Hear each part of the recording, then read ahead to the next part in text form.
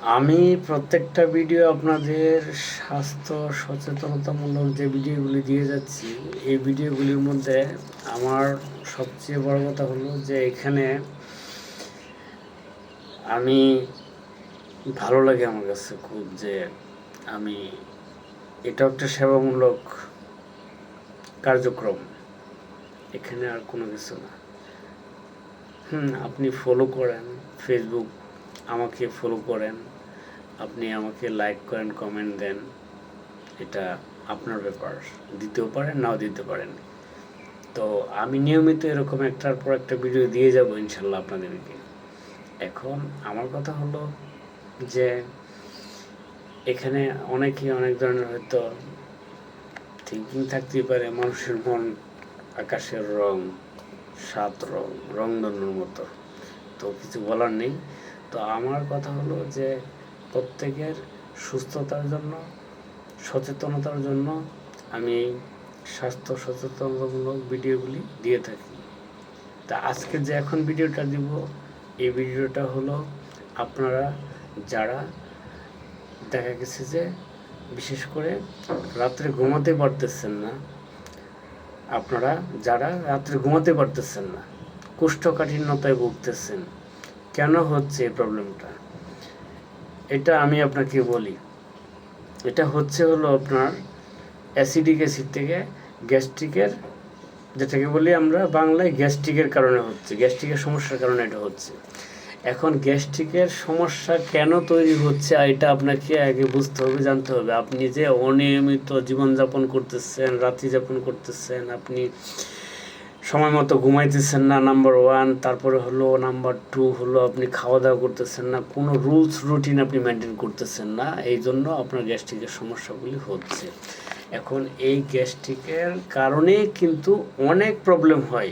সেটা হচ্ছে আপনার একে ঘুম হচ্ছে না, দ্বিতীয়ত হলো এই যে মূল প্রবলেম তৈরি হয়েছে, ঘুম হচ্ছে না, আর হলো আপনার যে আপনার যেটা কোষ্ঠকাঠিন্যতা তৈরি হয়েছে কী থেকে, গ্যাস্ট্রিক থেকে।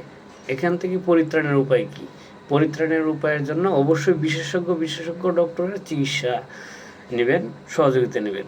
আর আমরা যারা প্রাথমিক চিকিৎসক আছি তাদের কাছে আসলে অবশ্যই আমরাও চিকিৎসা দিতে পারবো ইনশাল্লাহ। আমাদের প্রাথমিক চিকিৎসা হিসেবে আমি বলবো এখানে বেশ কিছু নিয়মকানুন মেনটেন করতে হবে এবং ওষুধগুলি সম্পূর্ণভাবে আপনার খেতে হবে ধৈর্যের সহিত। আশা করি সুস্থ হবেন ইনশাল্লাহ। তো আশা করি সুস্থ হবেন। তবে আপনারা যে জিনিসটা করবেন না সেটা হলো যে ওষুধ কখনো সম্পূর্ণ কোর্স কমপ্লিট না করে ওষুধ কখনো বাদ দিয়ে দিবেন না।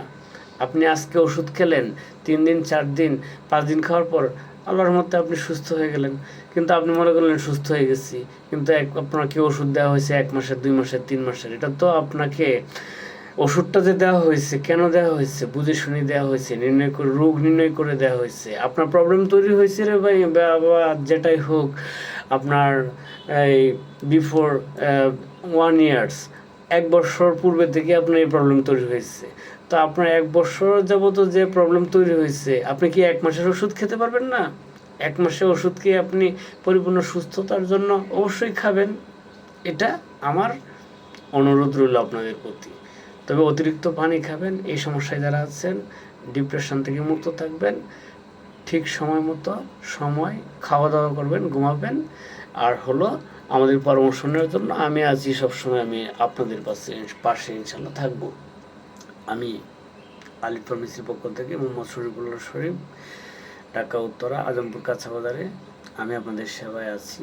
আমি যতটুকু পারি আমি আপনাদেরকে প্রাথমিক চিকিৎসা দিয়ে যাব এবং আমি অবশ্যই ভালো ভালো বিশেষজ্ঞ ডক্টরদের পরামর্শ নেওয়ার জন্য যদি যেতে হয় কোথাও যখন, আমি সেটাও আপনাদেরকে বলে দেব যে অমুক ডক্টরের কাছে যান, তমুক ডক্টরের কাছে যান। অবশ্যই রোগ নির্ণয় করার জন্য যা যা করণীয় ভালো ভালো ডক্টরের কাছে আমি আপনাদেরকে সাজেস্ট করব। তো দোয়া চাই সবার, ভালো থাকেন। আর হলো সম্পূর্ণ ভিডিওটি দেখুন, না টেনে সম্পূর্ণ ভিডিওটি দেখুন, ফলো করুন। আমি এরকম একটার পর একটা ভিডিও দিয়ে যাবো ইনশাআল্লাহ। দোয়া চাই। আসসালামু আলাইকুম ওয়া রাহমাতুল্লাহি ওয়া বারাকাতুহু।